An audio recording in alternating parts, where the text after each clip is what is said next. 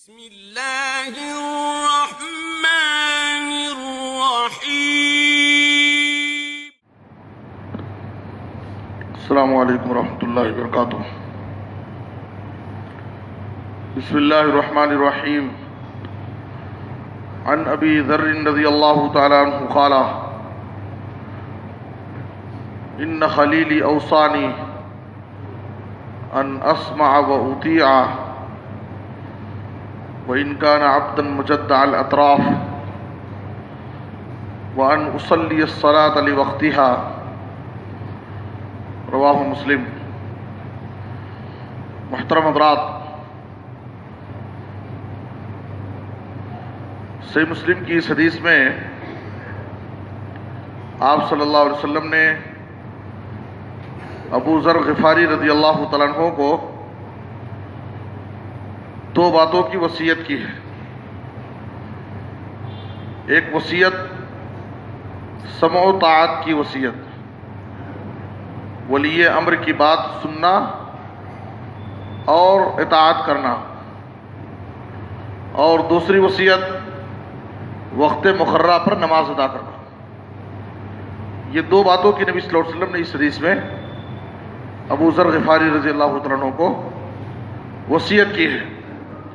کہتے ہیں کہ میرے خلیل نے مجھے وصیت کی صلی اللہ علیہ وسلم ان اسمع و اطیع، کہ میں ولی امر جو ہمارا حاکم ہو، امیر ہو، امیر المسلمین، میں اس کی بات کو سنوں اور اطاعت اور فرما برداری کروں، کسی بھی حال میں اس کے خلاف نہ جاؤں، اس کی بغاوت نہ کروں، اگرچہ وہ غلام شکل و صورت کے اعتبار سے کالا کلوٹا ہو اور اس کے ناک کان کٹے ہوئے ہوں، حسب و نسب کے اعتبار سے وہ بالکل معمولی غلام ہو، لیکن پھر بھی اس کی بات سننا اگر وہ تمہارا امیر ہے اور تمہارا ذمہ دار ہو۔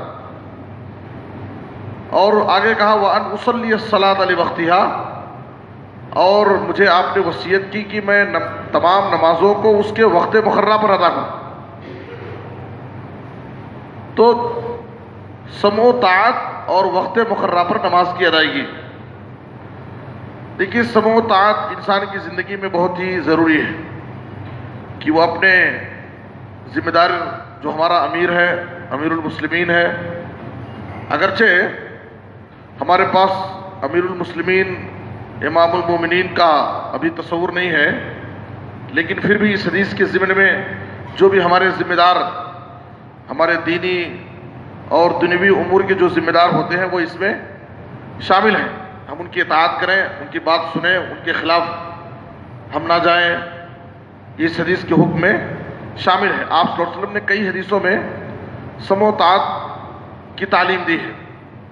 ایک مرتبہ صحیح مسلم کی حدیث میں ہے، جب سورہ بقرہ کی آخری آیتوں میں ایک آیت وَإِن تُبْدُوا مَا فِي أَنفُسِكُمْ أَوْ تُخْفُوهُ يُحَاسِبْكُم بِهِ اللَّهُ، یہ آیت نازل ہوئی تو اس آیت کے اندر کیا ہے کہ تمہارے دل میں برائی کا جو خیال، برائی کا وسوسہ آئے تو اس کو تم اس غلط وسوسے اور خیال کو چاہے ظاہر کرو یا اسے چھپاؤ، اللہ رب العالمین اس پر بھی تم سے تمہارا مواخذہ کرے گا، حساب لے گا۔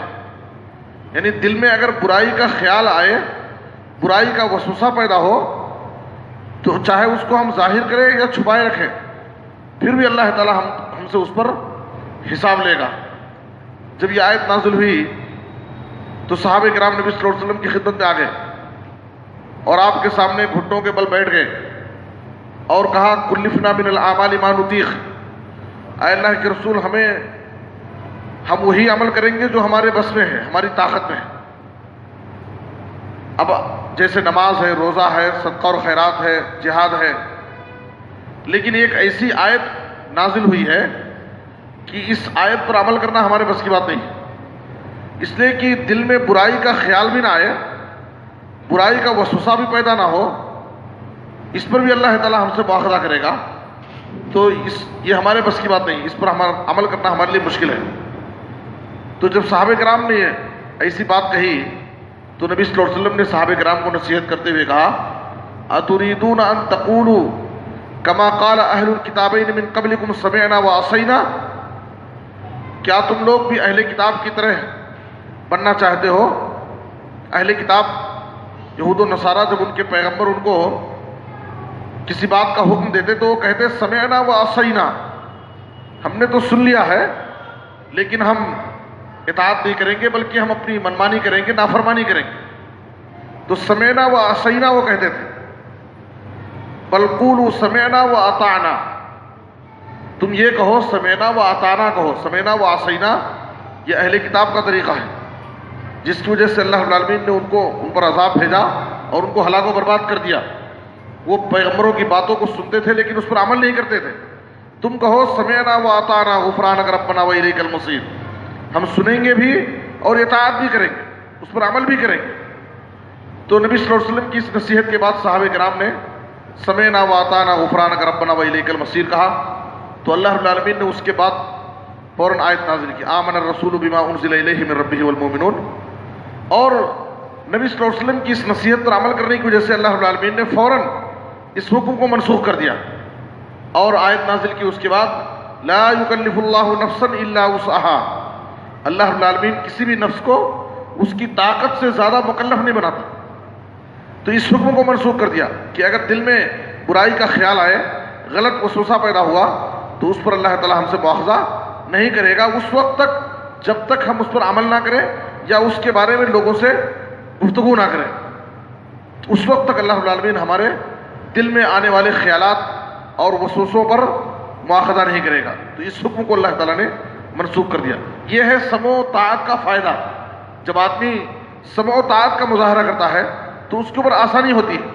دیکھیے اللہ کی طرف سے بھی آسانی ہوتی ہے، اور جو ہمارا ذمہ دار ہو، ولی امر ہو، جب ہم اس کے سامنے سمع و طاعت کا مظاہرہ کرتے ہیں تو ہمارے لیے آسانی کرتا ہے، ہم پر سختی نہیں کرتا ہے، ہمارے لیے قوانین کی تنفیذ میں ہمارے لیے آسانیاں پیدا کرتا ہے، ہم کو مشقت میں نہیں ڈالنا چاہتا ہے۔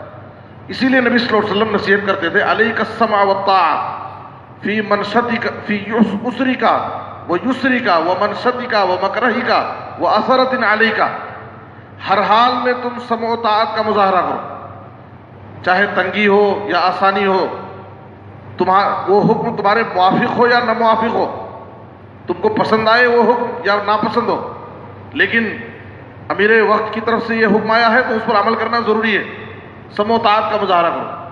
یہاں تک کہ اگر تمہارے ساتھ زیادتی ہو رہی ہے، تمہاری حق تلفی ہو رہی ہے، تم پر دوسرے کو ترجیح دیا جا رہا ہے، تمہارا حق مارا جا رہا ہے، وہاں پر بھی تم امیر کی اطاعت کرو۔